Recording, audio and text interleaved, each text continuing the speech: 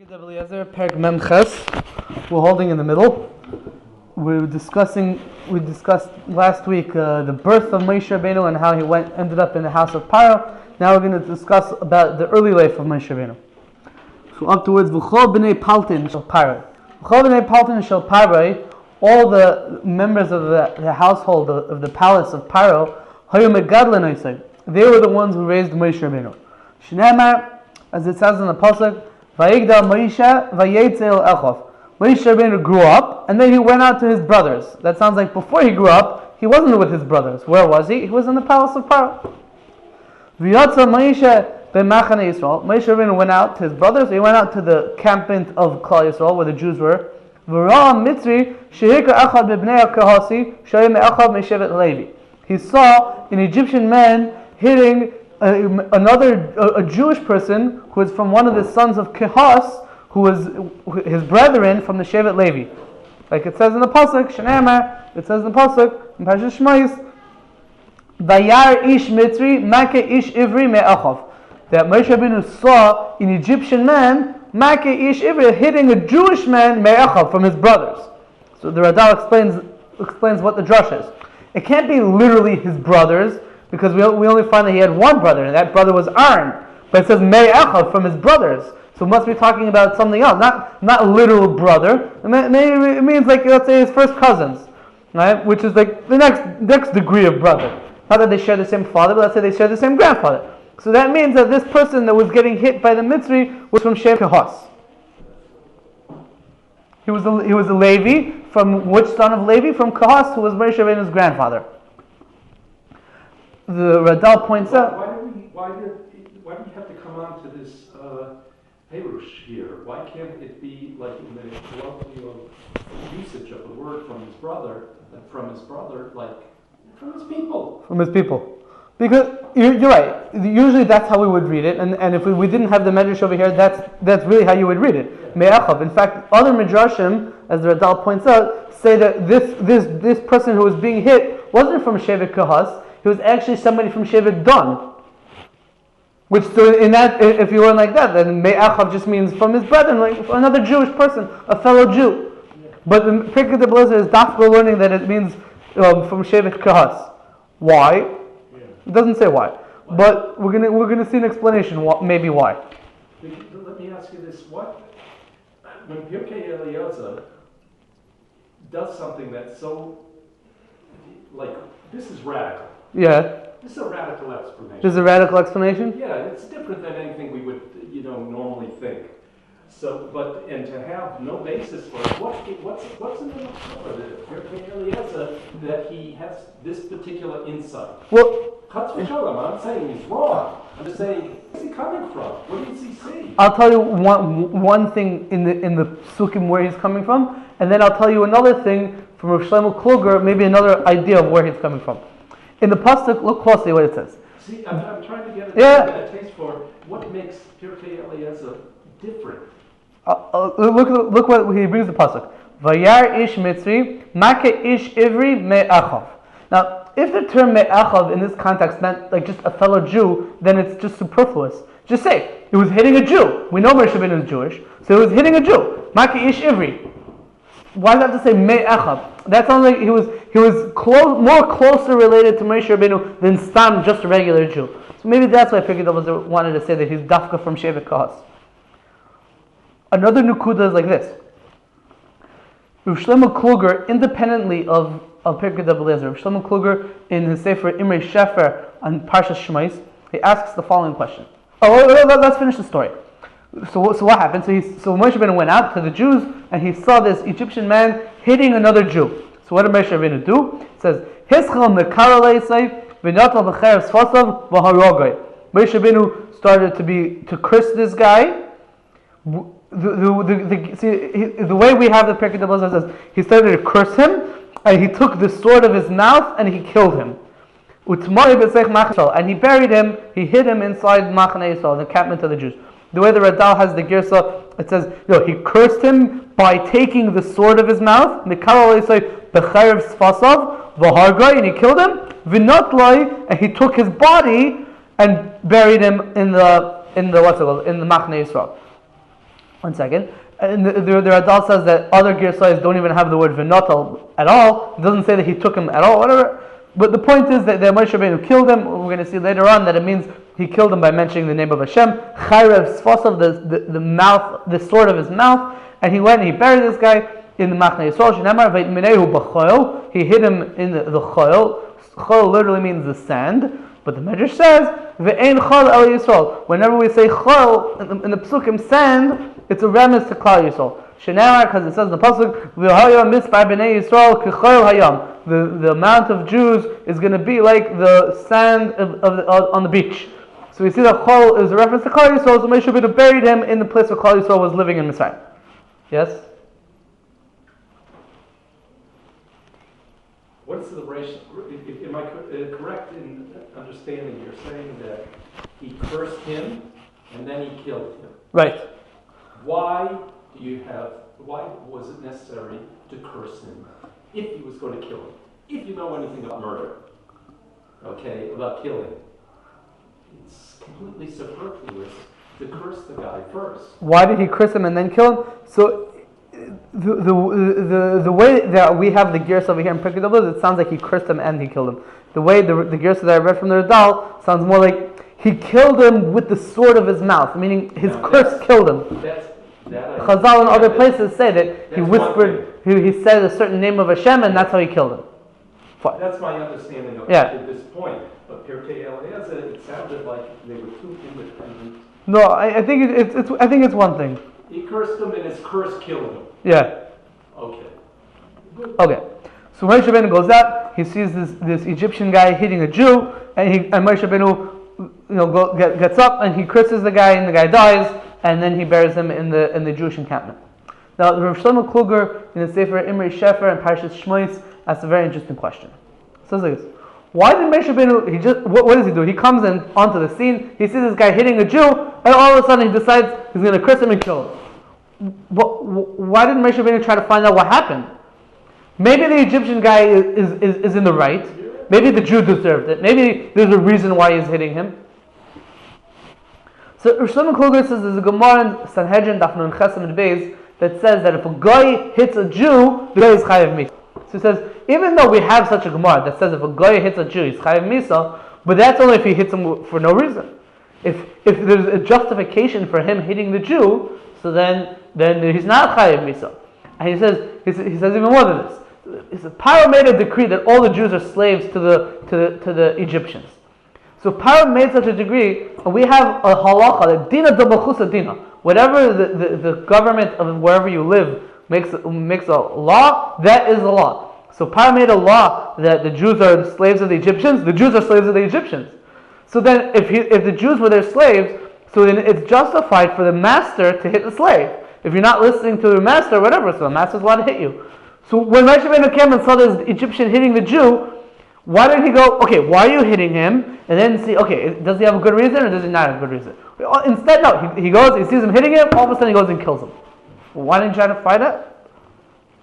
So Shlomo Kluger says, very interesting pshat. He says, you have to say that what happened was that this Jew who was getting hit was from Shevet Levi. And we know that Shevet Levi weren't avadim. We know that Shevet Levi weren't avadim to Pharaoh. So once you said it's from Shevet Levi, and you see an Egyptian hitting him, so there's no justification for it, because he wasn't a slave. He's for sure not a slave. So without asking any questions, Moshe goes and kills him. Now you answered the question. So Rav Shlomo Kluger, interestingly, because this is independent of what it says in Pirkei Avos, because Rav Shlomo Kluger is like, I didn't see anyone that says this, but I think that they could say such a pshat, and this is what it means, and he wants to propose that the person who's killed is dafka from Shevet Levi. And this very much is in consonance with what we're saying in Pirkei Avos. This is very well. It's not a proof that he indeed thought this, but it's very, very good. It definitely fits. Oh, that's Rav Shlomo Kluger's pshat. But it's interesting. He doesn't say that Pirkei Avos says this. He says this on his own. He doesn't. I guess he didn't see it. No, apparently there's no reason for it. I mean, there's a reason, but we don't know the reason. Okay, so what happens next? Yotza bayem hasheni. Moshe Rabbeinu goes out on the second day. V'ra shnei anashim ivrim nitzim. He saw two Hebrew men, Jewish men that were fighting with each other. Umi hayu, who were these Jewish men that were fighting each other? Dasan v'Aviram, Dasan and Aviram. Shnamar, because it says in the pasuk. Now we have to know what the raya is, but the pasuk says, "Vayomer l'Rasha lo masek re'echa." Moshe Rabbeinu said to the Rasha, "Why are you hitting your friend?" So how do you know that that's talking about Dasan v'Aviram? So the Bayis Hagol, the Pirush that you have, says a shot like this. Because in Kol Torah Kula, whenever we say, let's say we say, "V'yahavta l're'echa kamecha," you should love your friend like yourself.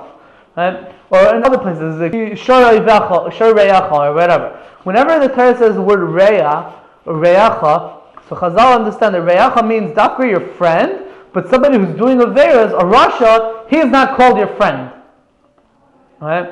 So now over here, when we're saying he said to the Rasha, "Why are you hitting your friend?" So usually, friend means somebody who's keeping mitzvahs. Because when we're talking to the regular Jew, he's a person who keeps mitzvahs. But when you're talking to a Rasha, his friend is somebody who's also a Rasha. Right. So where do we find a group of a pair of people that are Rasha? That's Dasan and Aviram. That's the Rav and Medrash. This is possible. Yeah.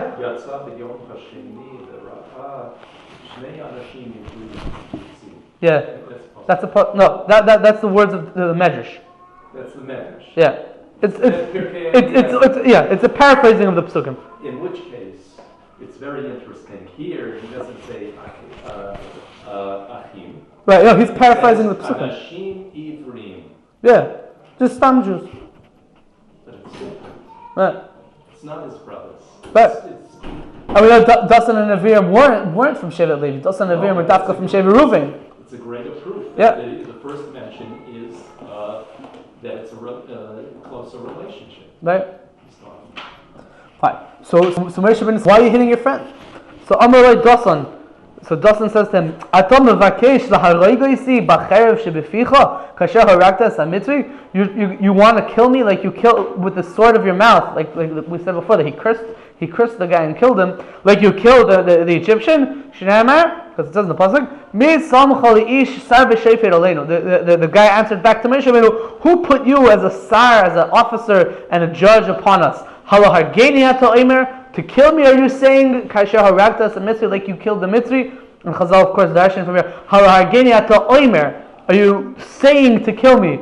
As if, and we darshan from that he killed the other guy by saying, not with an actual sword, but with the sword of his mouth. How did everyone know about this? What? How did everyone know about what Moshe? No, one of these guys saw it. Oh, so Moshe didn't look at them. So then the Psukim say that Moshe Rabbeinu said, now it's well known that I killed this guy, and Moshe Rabbeinu runs away. So this story happened when Moshe Rabbeinu was like maybe a teenager, max 20 years old, something like that. He ran away, and for 60 years he was elsewhere. The Torah B'chlal doesn't talk about Moshe Rabbeinu's life really during that time, except for the fact that he got married to Tzipora, the daughter of Yisrael. The Midrashim say all kinds of interesting things, whatever. Pirkei Avos sort of also skips this whole thing and picks up, 60 years later when Moshe Rabbeinu was 80 years old and Moshe and Aaron are going to meet Pharaoh. That's the next line. We're between this line and the next line, we're skipping 60 years. One other question in the story up to this point. Yeah. I never quite understood why Moshe Rabbeinu had to run away. He was a prince. These princes or kings, whatever, they could kill anyone, and it didn't matter. It didn't matter if it was a mitzri or this or that.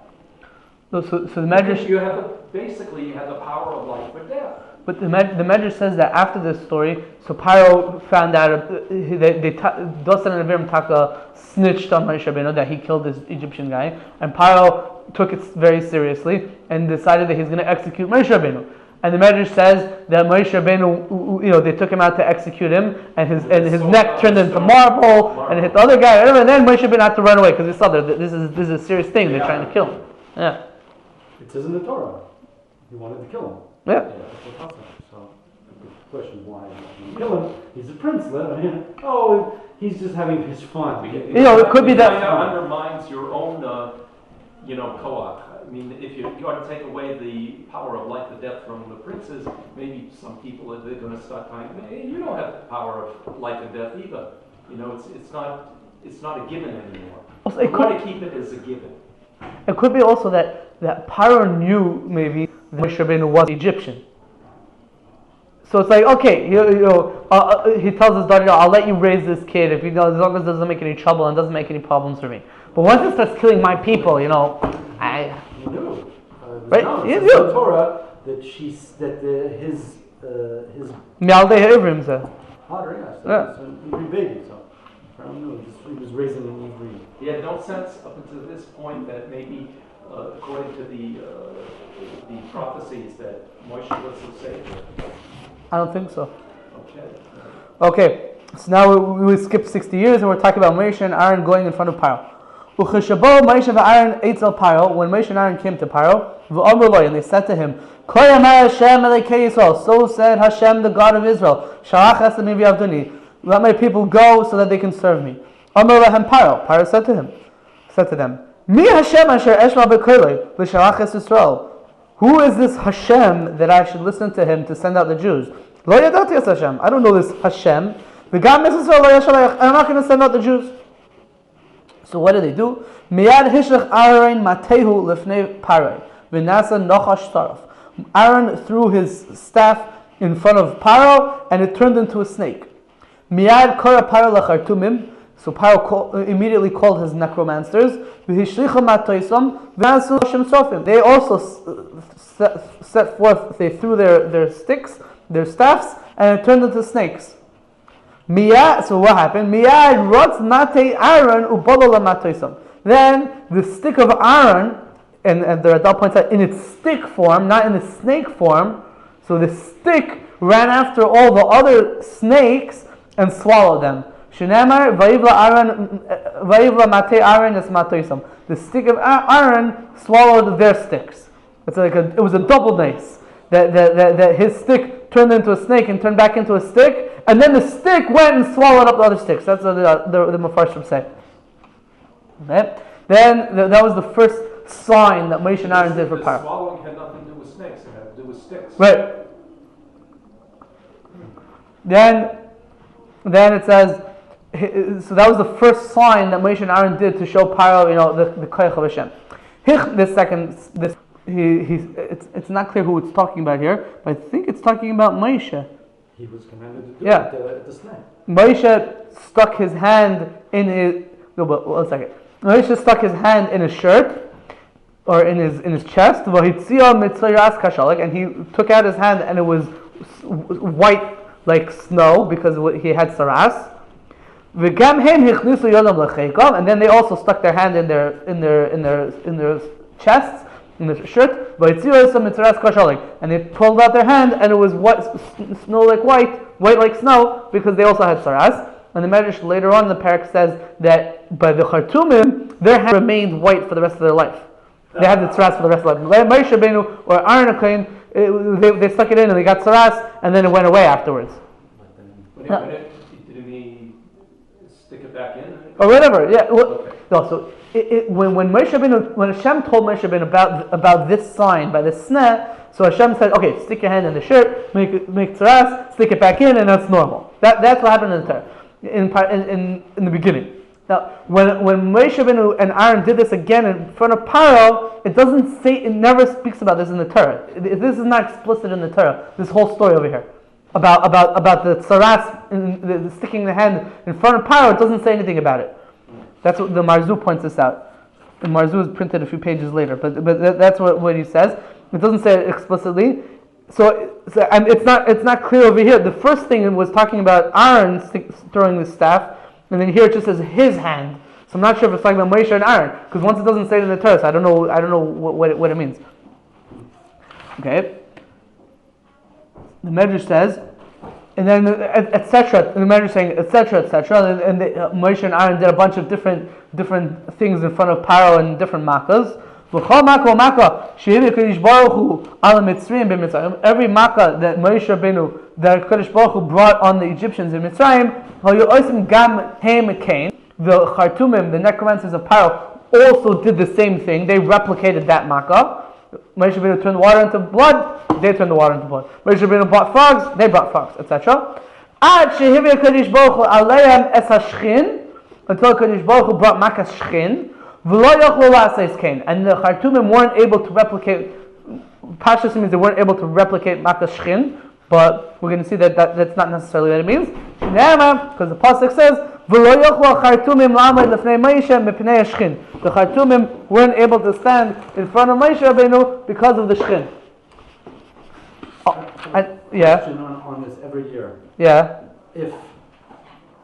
If there were already frogs, then how did they? What's the point of bringing more frogs? If it's already blood, how did they turn blood into blood? Oh, so Mepharshim asked this. All the Mepharshim discussed this. The Ibn Ezra. Rashi doesn't talk about it. Rashi doesn't. I don't think Rashi talks about it. Although the Mepharshim they said that they bought water from the Jews, or they dug and they found water. There's different. Then they did it. Right. Right. Other Mepharshim said that it only turned into blood. All the water turned into blood for a second, and then turned back into water. So then there was still water, so they could take that water and turn it into blood. The Mepharshim talk about that. I'm trying to understand this question. If there were frogs, it says here, the kol ha'amach v'sheli Kadosh Baruch Hu on Mitzrayim you osim gam ken. So if there were already frogs, everything was full of frogs. Everything. So how did they do it also? I mean, it was already frogs. How did they now put? So by Dam they talk about it. By the others, I'm not sure. I'm not sure what the answer is exactly. Part also, right? If it's already blood, it's already blood. How do you How turn can blood they into do blood? it? Turn blood into blood. Where did they get water? Yeah. To turn the into water blood. turn into blood if it's already. I once heard a pshat that. I heard this in the name of somebody else. So I don't know exactly how he said it, but I heard a pshat that what they did was they took the water that was in the blood and turned that water into blood. Because blood is made up of mostly water. Right? So then it became like a solid, like a gel of blood, like a thick. They turn into even a thicker blood. Yeah, something like that. I don't know. And the frogs, they came out with little Mitzri turbans on Flags. So you could tell the difference between Israeli flags, Jewish frogs Egyptian and flags. Mitzri frogs. But what I thought you were going to ask is what the Radal asks. That it says in the Pesukim by Dam and Sfardeya, it says that the Chartumim replicated it. But the next one by Kinim, it says that they weren't able to replicate Kinim. It says, and then they said Etzba Lehimhi, that this is the finger of Hashem, and then so it sounds like from Kinim and onwards they aren't able to replicate it anymore. Not from Shchin. Right? We have Dam Sfardeya Kinim oyev Dever Shchin. So Kinim is a few makas before Shchin. So Radal talks about this. He says that even though they weren't able to do Kinim, but even after Kinim and the oyev and Dever, they still came in front of Moshe Rabbeinu. They tried to do the Makkah again. They tried to replicate it to show we still have some koichas. But by Shchin, he brings from the Ramban. The Ramban says by Shchin they didn't lo yachlu chartumim lamaid lefnei Moshe mipnei Shchin. The Chartum didn't even come to stand in front of Moshe. They didn't even come. Why? So the Ramban says because they were embarrassed because the Shchin affected them also. Their whole body was full of blisters, so it's like they're showing that they were also affected, but so they didn't want to come. They weren't able to undo the shkin on themselves. Right, they didn't even have the kech to undo it on themselves. So that's what the Ramban says. So from Shchin and onwards, once they were embarrassed, they're not going to come anymore. But the Radal asked an interesting question. Says, but we just said before that their hand, when they became tzaras, so their hand remained tzaras for the rest of their life. So how come that they weren't embarrassed about and they weren't able to get rid of it? Well, the Shchin, they were embarrassed. So he says this was just the hand, this is the whole body, so that the difference is an interesting shtick over here in the Radal. Rabbi Kiva Omer. Rabbi Kiva says, Sinkleitori Farai. The Radal says that means the advisors of Pharaoh. And he says, but from the context that we're going to see, it doesn't sound like we're really talking about advisors, it sounds like we're talking about taskmasters. And then he brings another gear so that it doesn't say Sinklei Toreh, it says Sipkaloitre, which apparently means executioners. And he says that the term executioners is more appropriate here than advisors. So he wants to go with that gear so.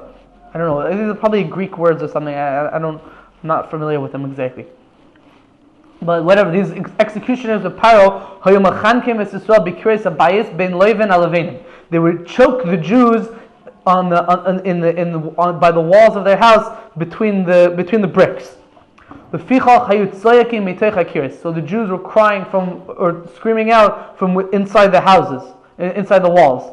HaKadosh Baruch Hu shomas nakosam. HaKadosh Baruch Hu heard their crying out. Shenamar, it says in the pasuk, Vayishma Elokim es nakosam. Hashem heard their crying. Vayizkar Elokim es brisai. Hashem remembered His covenant with Avram Avinu and with the Avis, and that's when Hashem sort of decided to redeem the Jews. Furthermore, what else did the Egyptians do? The Egyptians would burn the Jewish children, the Jewish boys, in furnaces of fire. Shenamar, because it says in the and the Medrash elsewhere in the Yalkut says as a zevach aleichem, as a sacrifice to their gods. Shenamar, because it says in the pasuk, ve'eschem lokach Hashem v'yotzi eschem mikura barzel mimitzrayim.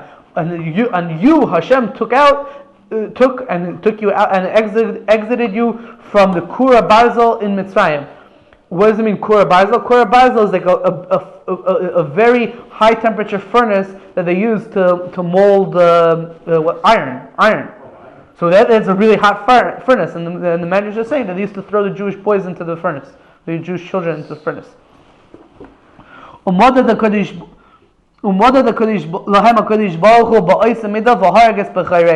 Just like they were killing the Jewish boys, so HaKadosh Baruch Hu judged them according to the way they did the harm to the Jews, and Hashem killed their b'chayrim, their firstborns. Shenamar, as it says in the pasuk in Tehillim Kuf Lamed Vav, which we say on Pesach by the Leila Seder, L'makeh Mitzrayim b'chayreim k'dayalam chazlai. Right, to smite the Egyptians with their b'chayris, with their firstborns.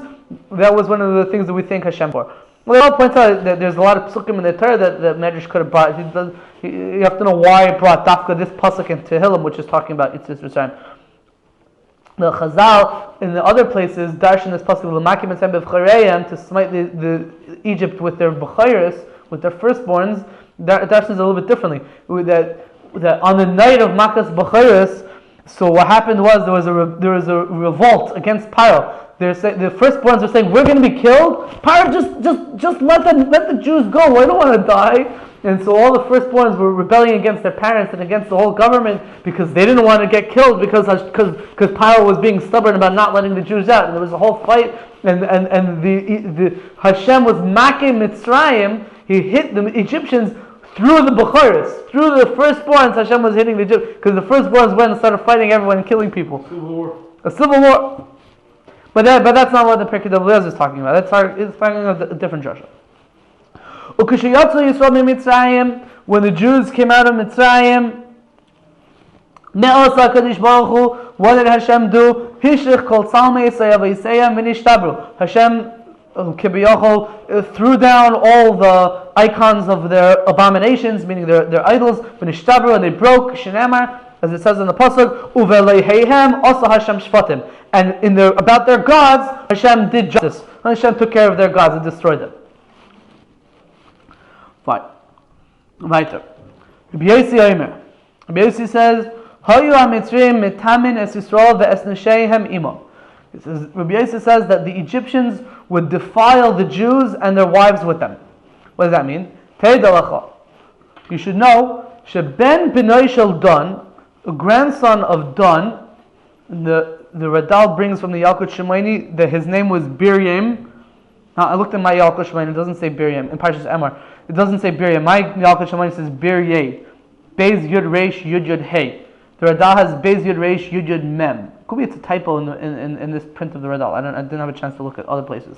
But a grandson of Dan, Nasa Isha Mishiftai, married a woman from his shevet, Ushmah Shlomis Bas Divri. And her name was Shlomis, the daughter of Divri. On that night that they got married,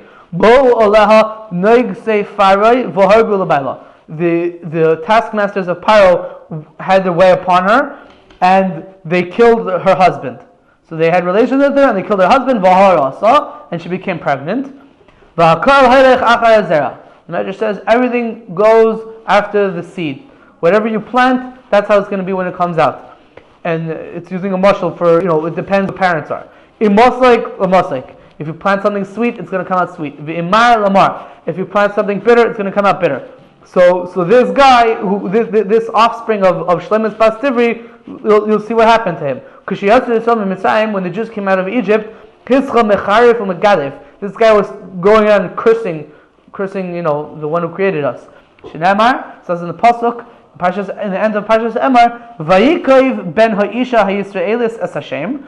The son of the Jewish woman pronounced the name of Hashem, Vayikaro, and he cursed, etc.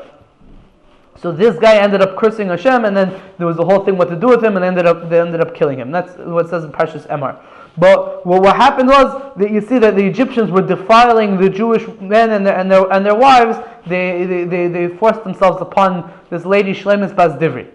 That's what it says over here in the Medrash. Now, the Radal says an interesting thing, and I sort of disagree with the Radal, and I think the Radal himself, it looks like in the end of the parak is really chazer with what he said. Chazal tell us in a few places that b'zchus daled dvarim zachu Yisrael lihigol mitzrayim. In the zchus of 4 things, the Jews are saved from the Golus in Mitzrayim. What are these 4 things? Shleishinus l'shaynam, that they didn't change the language. Shleishinus malbusham, they didn't change their clothing. Shleishinus shmam, they didn't change their names, meaning they didn't start using Egyptian names. And shleinach shedu al arayas, they weren't suspected on illicit relations. That's what the different midrashim say that. So the Radal says that medrash holds that the Jews in Mitzrayim weren't chashud on arayas. But our medrash, he wants to say, holds that no, they were. When they were in Mitzrayim, they were chashud al-arayis.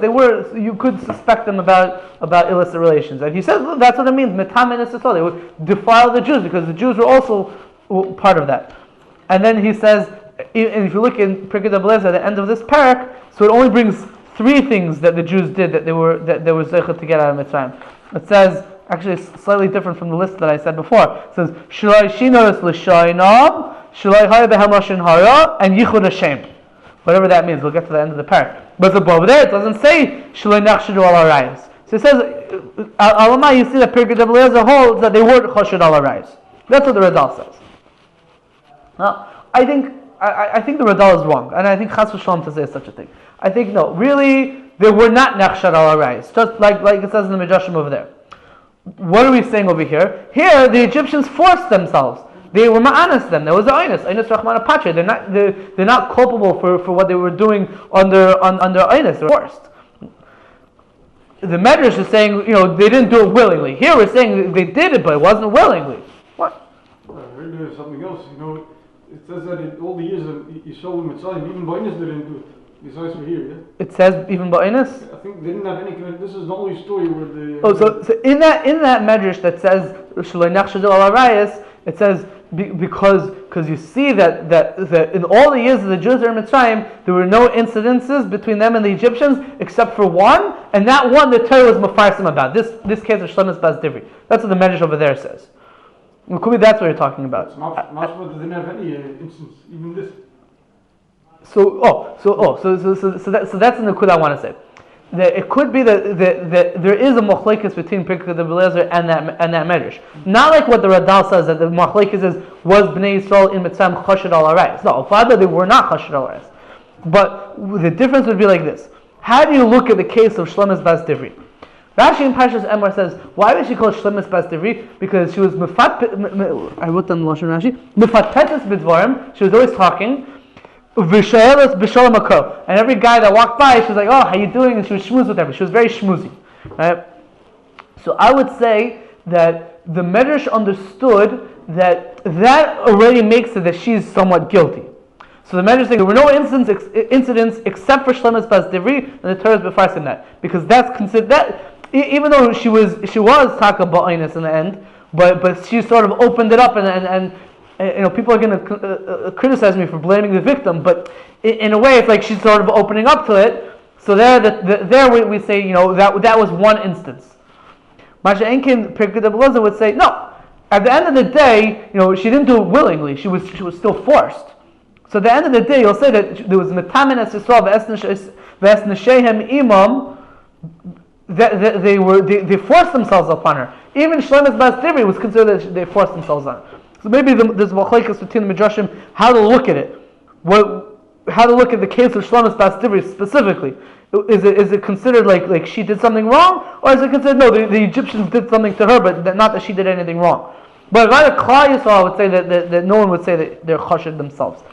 The Marzu over here seems to go with what I'm saying, and the Radal himself later on in Eis Kufav in the end of the parak, he also seems to make this chiluk, because over there when it only says the three things, not the fourth thing of chashed al reis, it doesn't say chashed al reis because this that we said that when Metam and Shayam, that was the oinus. So we're not going to say, okay,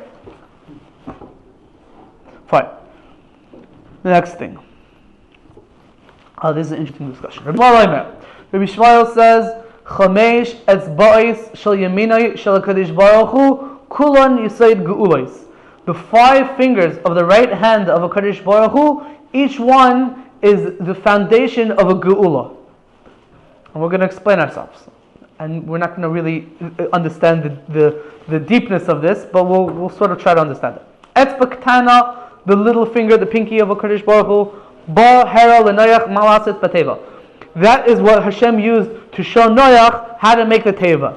Shenamar, because it says in the Pasuk, V'zeh asher tasa Eisav. This is how you should make it. And Chazal understand that whenever it says Zeh or Zois or He, it means something that it's right here. You can see it. I'm pointing at it. So Chazal understood that Hashem, with his pinky, pointed at like a picture or a form of how to make a teva to Noach. That's the first finger, the pinky. Etzba shniya lektana, the second finger to the pinky. Ba hika es hamitzrayim. That's the finger that Hashem used to smite the Egyptians. Shenamar etzba lehimhi. Why? Etzba shlishis lektana, the third finger from the pinky, being the middle finger. Ba kosav es haluches. That's the finger that Hashem used to write the luchos. Shenamar v'haluchos luchos even ksuvim be'etzba elikim. They were stone tablets written with the finger of Hashem. Etzba elikim. We're saying the middle finger. Etzba revi'is, the fourth finger from the pinky. Shehi shniya labayhen, which is the second finger from the thumb, meaning the index finger. Ba Kadosh Baruch Hu l'Moshe ma yitnu Yisrael b'fidei nafsham. Shneimar zeh yitnu. That's the finger that Hashem used to show Moshe Rabbeinu what Klal Yisrael should give in order to redeem their souls. Meaning by the machzis hashekel, where it says zeh yitnu, this is what you should give. So Moshe Rabbeinu for some reason didn't understand what does it mean half of a shekel. There's a shekel, there's 2 shekels. What's a half a shekel? So Hashem had to sort of show him, here is a half a shekel coin. That's pashas of what it means. So zeh, this is what you should give. So zeh, Hashem pointed with his index finger. The Radal brings that the Das Sekenim in beginning of Parshas Kisisa says that with the fourth finger, the index finger, Hashem showed Moshe Rabbeinu how to be Mekadesh L'Lovana, because it says Hachodesh Hazeh Lachem. So Hashem showed him this is how the Lovana looks in the beginning. And then with the thumb, the gudel, the thumb, that's what Hashem showed Moshe Rabbeinu how to do the machzas hashekel. That's what the Das Sekenim and Parshas Kisisa brings in the name of Pirkei Dablazer. Or Pirkei Dablazer doesn't say that. 1 second. Our Pirkei Dablazer says Haboyen v'chol hayad, the thumb and the rest of the hand. That's what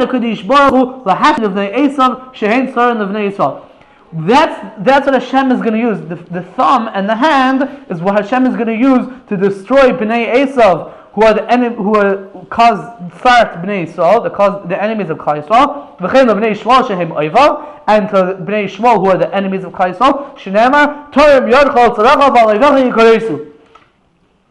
Raise your hand against your enemies and the ones who cause you pain, and against those who cause you pain, and it'll cut off your enemies.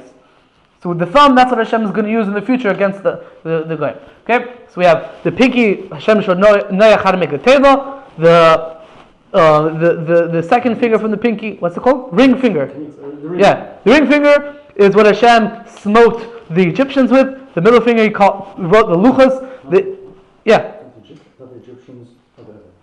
Middle finger he wrote the luchos. Index finger, according to our Pirkei Eliezer, he showed him how to give machzas shekel, and the thumb and the rest of the hand, that's what Hashem is going to use in the future to destroy the enemies. There's a few interesting points over here. First of all, we'll start with this. usually when we talk about the fingers on your hand, usually you start with the thumb, right? The thumb is usually 1, 2, 3, like that. Why does the measure start with the finger, with the pinky? It's like going as if it's going backwards.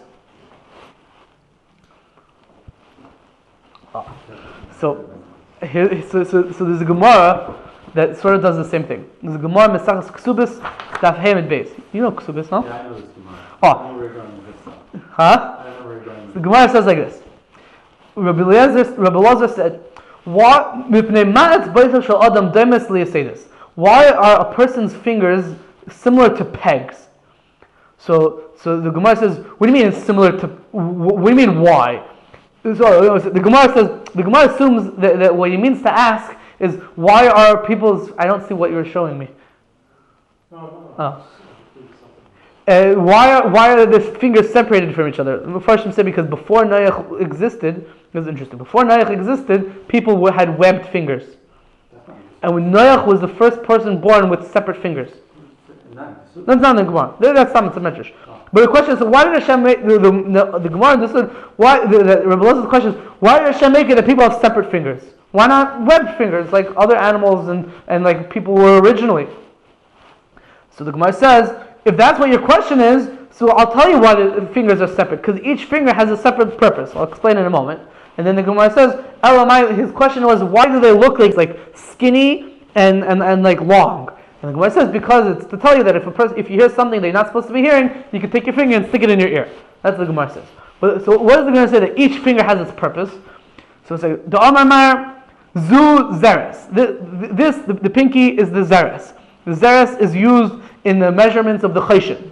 Zu Kmitza. This finger, the ring finger, is used for the Kmitza, to know that when you scoop up the flour for Korban Mincha, it's up only until this finger. Zu Amma. The middle finger is called the Amma. Why? Because you measure an Amma from the top of the middle finger down to the elbow. This is an Amma. Not from here, but from here. Right? Zu Etzba. The index finger is an etzba. The Torah tells you that when you sprinkle the dam of a korban chatas, you have to do it dafka with an etzba.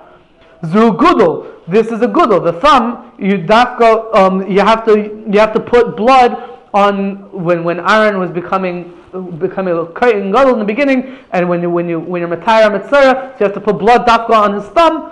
There's a reason for the thumb. So the Gemara says each finger has a separate purpose in the Torah, or Taisa says that the thumb also has to do with the kmitza, because you use the thumb to sort of wipe off the extra flour that you have on top of the index finger. But the point is that each of these fingers has a purpose in halacha. Right? This Gemara also goes backwards. It starts from the pinky, right, the zeres, and then the kmitza, amma, etzba, gudel. Why does the Gemara speak about it backwards? It should start from the thumb, and then the thumb, index, etc. Why does it start from the pinky? So the Ben Ish Chai asks this question in the Sefer Ben Yoyada in Mesachas Ksubis, Hem and Beis, and he says two answers.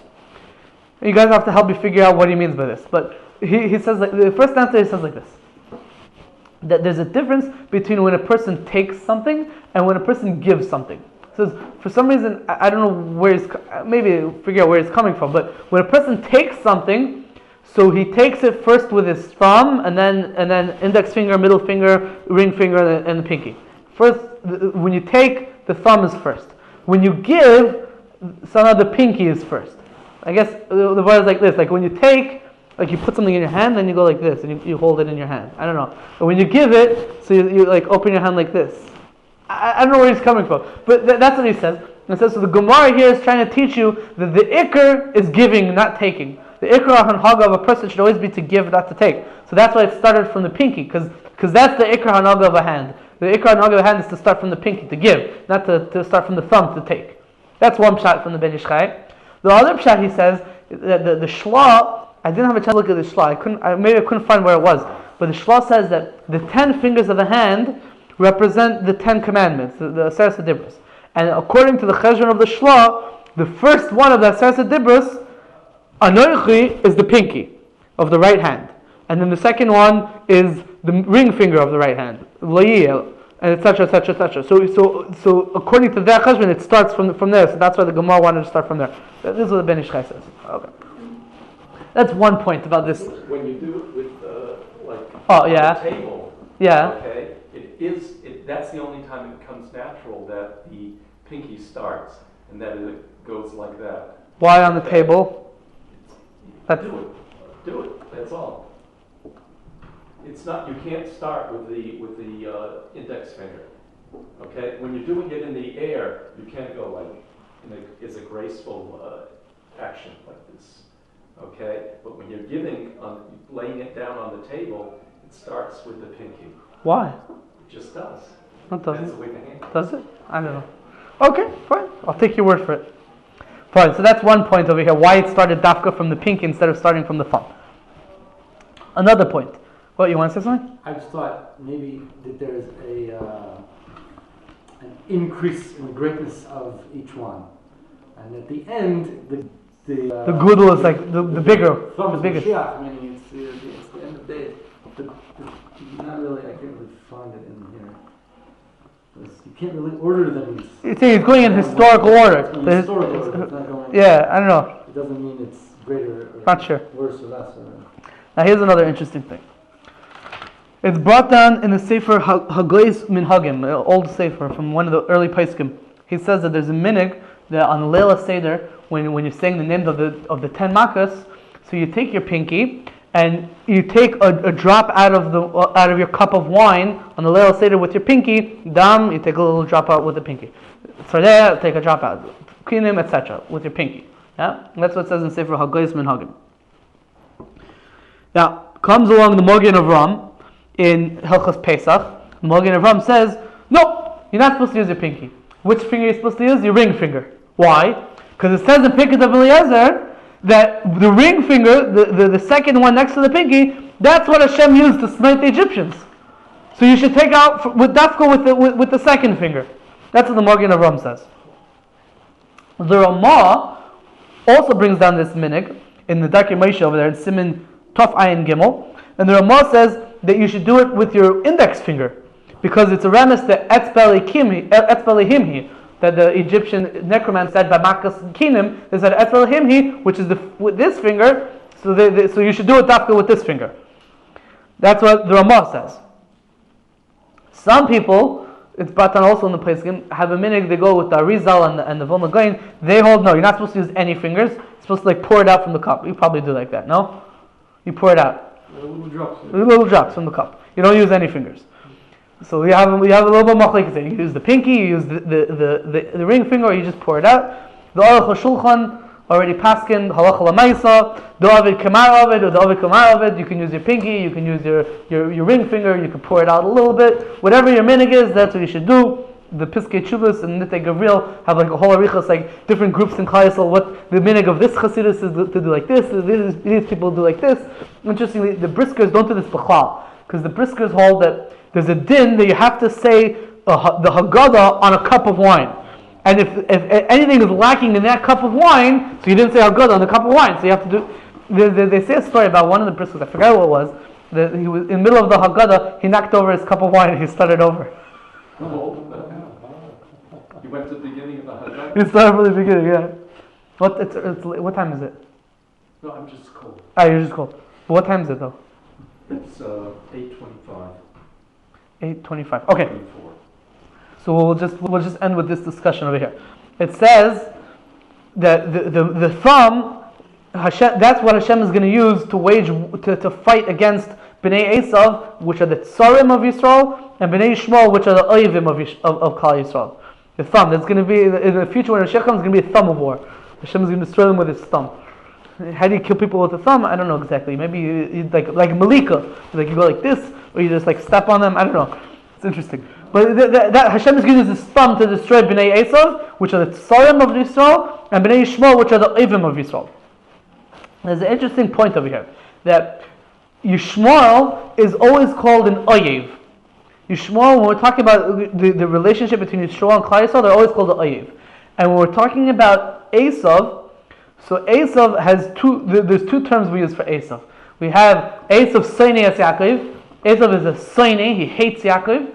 And then Eisav is also called ish tzar v'oyev. The Eisav is a tzar. Haman, by Haman we said in Parak, we have in Megillah Esther that Haman is ish tzar oyev. Haman hara hazeh, right? Haman is called a tzar. So so in Haman is from Eisav. So Eisav is a soneh and a tzar, and Yishmael is a oyev. So all these words, they all mean enemy. But or tzar, sometimes I'm translating tzar as someone who causes suffering, but it really means enemy. All these tzar, oyev, and soneh, they're all different terms for enemy. So what's the difference between the terms? So there's a sefer called Yoyer Or from the Malbim. I think I mentioned this before. This sefer, the Malbim has a sefer called Yoyer Or where he goes through different words in Tanakh that seem like they are synonyms, and he explains what the difference is between the connotations of each word is. So in Eis Aleph, in the little letter Ches, in the Sefer Yoyer Or, he talks about the difference between the term oyev, tzar, and soneh. Malbim says like this: a soneh is a person who hates you. He's an enemy. He hates you in his heart, but he never lets it out of his mouth. He hates you. He doesn't say anything about it. That's a soneh. An oyev is a guy who hates you, but he's not really willing to go out and do something against you. But if anything bad happens to you, chas v'shalom, he's going to be very happy. And a tzar is a guy who's going to go out and actively try to kill you. So soneh wants to kill you in the heart. The oyev will be very happy if something happens to you, but he'll be actively happy. He'll make it known that he's happy, but he's not going to go out and try to do anything to you necessarily. And a tzar is the guy who's going to go out and actively kill you. So I think this makes a lot of sense like this. Yishmael is always an oyev. Yishmael, it says in what's it called, in the Torah in Parshas Vayera, by Akedas Yitzchak, Hashem gave a bracha to Avram Avinu about Yitzchak, V'yirash zaracha eis sha'ar oivav, that your descendants will inherit the gate of their oivim, of their enemies. But we use the word oyev. Why? Because over there by Akedas Yitzchak, that's when Hashem chose Yitzchak as opposed to Yishmael. So it's talking about Yitzchak overcoming Yishmael. Shar oivav.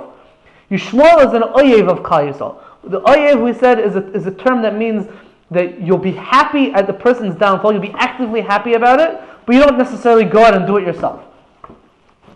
To translate it in contemporary terms, you see this very much by the Arabs. The Arabs are the oyev, the enemy of Klal Yisrael. But even though there's tons and tons of Arabs, they don't do so much. They don't actively go out and kill. There are a few terrorists here and there, but that's not what the Arabs do. The Arabs they sit there happy, and when a terrorist goes out and does something, so then he's honored by his city. They name a park after him, they name a street after him, and they make a whole thing, and they're happy about it. But they're not trying to go out and actively do anything. They're just happy about it when something happens. Bin polo oivecha. That's what they. Bin polo oivecha al smach. An oyev, that's what he does. Bin polo oivav yes samach. That's what the enemy is. An oyev. By Eisav, so Eisav is a little bit more complicated. By Eisav, it's a little bit more complicated. Eisav in Parshas Toldos, when Rivka, no, not in Toldos, in Chayesara, when Rivka goes and gets married to Yitzchak, so Rivka's mother and her brothers give her a bracha that Virash Zaracha Eis Shar Soinov. Your descendants should inherit the gate of their soinim, which is different than the bracha that Hashem said to Avram Avinu, V'yirash zaracha eis shar oivav, and V'yirash zaracha eis shar soinav. Why? Because Rivka was instrumental in making sure that Yaakov Avinu will be matzliach over Eisav. She's the one who made sure that Yaakov Avinu got the brachas. She's the one who told him to run away. Her job was to make sure that Yaakov Avinu beats Eisav. So her bracha was that Yaakov Avinu should be mizgaber over shar soinav. I said that Eisav soneh as Yaakov. That's the relationship. Eisav hates Yaakov. We said later on in Parak Nun when we were discussing Purim. So we said about Haman and about everyone in Amalek and about Eisav himself that the way they don't express their hatred. They're soinim. They keep it in their heart and they don't say it out for whatever reasons that we discussed in Parak Nun. But that's the hanhaga of Eisav. They hate them, but they don't necessarily do it. That's one hanhaga of Eisav. But Eisav is two-faced. Eisav is duplicitous. Eisav has two sides to Eisav. There's this side of Eisav where they hate you but they're quiet about it and they don't do anything. And then there's the active hatred of Eisav, the tzar of Eisav. Eisav is also called tzar, like we said over here. We said lahashmid b'nei Eisav shein tzorim l'bnei Yisrael. They're the tzorim of bnei Yisrael, enemy with the lashon of tzar. Right? V'al torim yodcha al tzarecha. They're a tzar of Klal Yisrael. So that's when Eisav goes in and actively goes and destroys. And then they get everyone together and they systematically make destruction. It's an official sanctioned thing to go and destroy people. That's like the Crusades, the Nazis. That's coming from the Christian world. To go out and we're officially going and destroying Jews. But the Arabs, it's like, a few hotheads here and there that are terrorists and they're active. They're sort of acting independent. They're fringe groups, whatever. But everyone's happy about it. By the Christians, sometimes they keep their hatred quiet. And they don't say anything about it. And then sometimes they go out and they hate people. The two extremes. The two extremes. That's what we say. By Eisav, Yaakov Avinu davens, Hatzileni no miyad achi miyad Eisav. Please save me from my brother, from Eisav. So the Chazal tells us the miyad achi miyad Eisav. That's telling us the two hanhagas of Eisav. Sometimes he's achi, he's my brother, but he's not really my brother. He hates me and he wants to destroy me, but he's being quiet about it. He's pretending like he's my brother. And then sometimes there's Eisav, and we know Eisav is soneh Yaakov. So we know that there's two hanhagas of Eisav. Eisav, we also say that Eisav is like a pig. Eisav is a chazir. Why? Because a pig on the inside is tricked, right? Because he doesn't chew his cuds. On the outside, he takes out his split feet and says, "Look, I'm kosher." That's Eisav. Eisav is duplicitous like that. He tries to give the appearance of being all pure and holy or whatever, like the Pope. Right? He wears white clothing and a white yarmulke. He's a chosh of a person, but really on the inside he's rotten to the core. That's how the hanhaga of Eisav in the Christianity. So that Eisav is a tzar and a soneh. That's how it fits into the pshat of the Malbim. Okay, I wanted to cover more ground this week, but we'll have to leave it for a different time. All right, kol tov.